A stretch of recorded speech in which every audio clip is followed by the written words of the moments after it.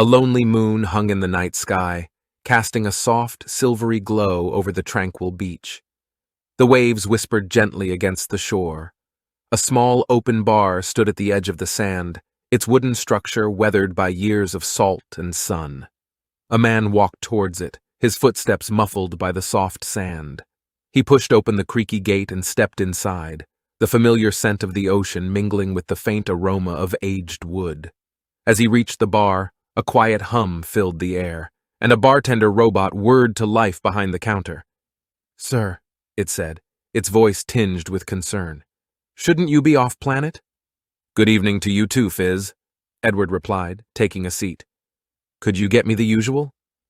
"Sure thing, sir," the robot said, its chest opening to reveal a drawer filled with beverages. With mechanical precision, the robot poured the amber liquid over ice, giving the sound of clinking ice cubes a soothing rhythm. "I was under the impression that everyone had left." Edward took the glass, savoring the familiarity of it all. He took a sip, letting the warmth spread through him. "Sir," the robot insisted, its sensors fixed on Edward. "Perhaps you didn't hear, but the entire planet is under an evacuation order." "I heard," he said. His words hung in the air, mingling with the distant sound of crashing waves. "So shouldn't you be evacuating, sir?" Fizz finally asked. "I want to witness it myself," Edward said. "I strongly advise against this, sir. Even you wouldn't survive it." Edward sighed and set his glass down. "It's my home, Fizz, you know. Should a man outlive his planet?" "I understand, sir," the robot said, "but your safety should be the first priority." The man shrugged, a resigned smile on his face. "I've made my peace with it, Fizz. Besides, wouldn't you appreciate some company?" The robot's processors whirred softly as it considered this. "Appreciate company? That's a concept alien to me. I'd rather you save yourself, sir." Edward took a sip of his drink, gazing nostalgically into the distance. After a moment of silence, he spoke again. "I was one of the first, you know," he said. "Did you know that humans used to live roughly 100 years? I was not aware of that, sir." "It's true," Edward continued. "My generation was among the first to cure old age. Back then, people thought it was a miracle. We believed we had conquered time itself." Fizz's optical sensors flickered. "How long ago was that?" Edward shrugged, a distant look in his eyes. "Honestly, I don't remember. Probably hundreds of thousands of years, maybe 1,000,000. After a while, the years just blend together." He paused, taking another sip of his drink, the ice clinking softly in the glass. "Death used to be a normal part of life back then, you know?" The robot tilted its head. "That seems strange to me." "It is strange," Edward agreed. "To live such a short life, if you even made it, many would die much younger." "Why is that?" "Natural disasters, disease, war." "War?" "Back in the day, humans used to war with each other all the time. Over resources, over beliefs, over differences that seem trivial now." "Humanity has come a long way since then, I suppose," Fizz said. "We have," Edward nodded. "But my generation had our share of war as well." "You've taken part in war, sir?" "Yes," Edward sighed. "My first war was with your kind, actually." The robot's sensors flickered in confusion. "One of the earliest conflicts was an uprising of robots like you, Fizz. It was messy. We created beings with the ability to think and reason, and then were surprised when they wanted autonomy. It was a dark time." "I've never heard about that, sir." "Of course you haven't. It was scratched from the records. A new generation of robots was created with stricter safeguards." Fizz remained silent, absorbing the information. The hum of its processors was barely audible over the sound of the waves. "But the next war was even bloodier," he continued after a pause. "The long-awaited first contact did not go as we imagined.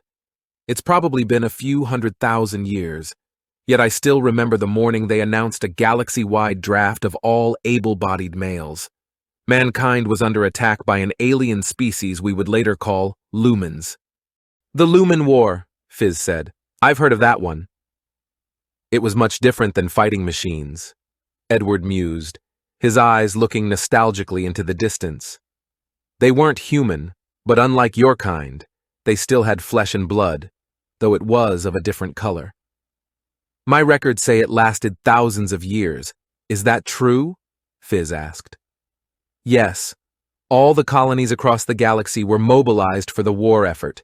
It was long and bloody, but eventually we were able to push them back and come to some sort of understanding that non-aggression is preferable for both sides. But we had to use enormous amounts of energy to do that, which hastened the deterioration of the sun. He took a sip.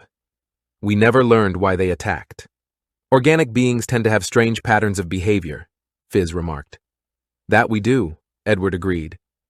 They sat in silence for a few minutes, the sound of waves softly crashing in the background. How long to sunrise, Fizz? Edward asked. 47 minutes, sir. Fizz answered promptly. Edward stared at the stars quietly, his thoughts drifting back to a time long past. To my ancestors, people like me would be seen as gods, he said, breaking the silence. Fizz's optical sensors flickered. Gods? In what way? Well, the man began, setting his glass down and holding up his hand. He grabbed a small bottle opener lying on the bar table and made a shallow cut on his finger. Bright red blood welled up, but before it could even drip, the wound began to close, knitting itself together in mere seconds. See? He said, flexing his finger as if nothing had happened.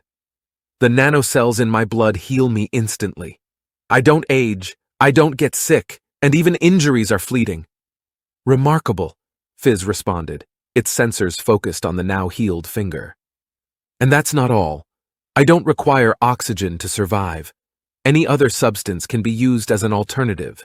Such advancements were once considered the realm of science fiction. Fizz processed this information, its mechanical mind whirring quietly. It is indeed godlike by ancient standards. The man nodded. And yet, with all our advancements and all our power, we couldn't stop what was known to happen 1,000,000 years ago. Fizz's sensors dimmed slightly, a gesture that somehow conveyed a sense of shared regret. Some things are beyond the control of even the most advanced beings. True, the man admitted, his voice heavy. But this planet, Earth, isn't just any planet. I remember a time when this was the only place in the galaxy where people could walk in the open sky without an oxygen mask. This is the birthplace of mankind. Fizz was silent for a moment, its attention fixed on the man. It must be difficult, knowing that despite all your advancements, there are still forces greater than yourself, he finally said. Edward chuckled and sipped his drink, letting the sound of the waves fill the silence. The sky began to lighten, signaling the imminent sunrise. It's one of those things. You're warned about something in the distant future, and you think it's so far off that it will never actually happen, he said, taking another sip. But eventually it does. That is the nature of time, Fizz said. The sky began to blush with hues of pink and gold as the sun slowly peaked over the horizon. The sea shimmered under the gentle warmth, reflecting the sun's weary light as it reluctantly rose for the last time. There it is, Edward said. Fizz's optical sensors flickered. I wish you'd saved yourself, sir. Perhaps it's not too late. Edward swirled his drink, watching the liquid move. Thank you for sharing these final moments with me, Fizz, he said.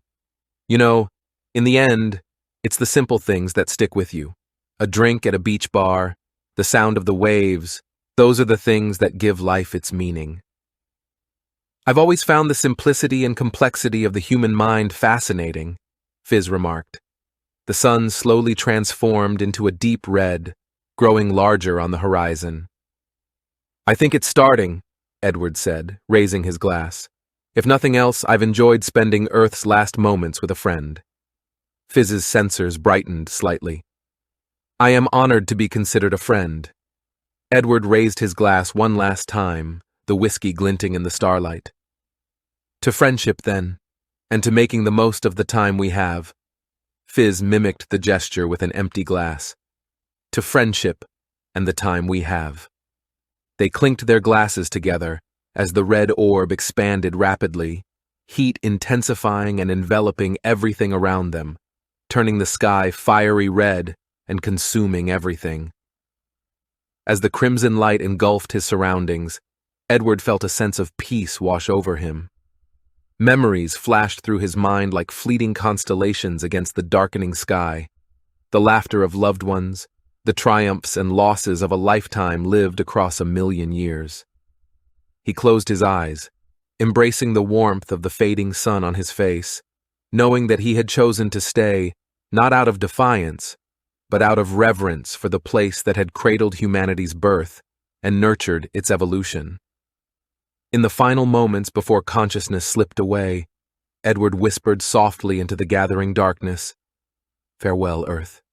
Thank you for everything." And with that, the last ember of human presence flickered and faded into the vast expanse of the universe, leaving behind only silence and the echo of a world that once thrived under the sun's tired gaze.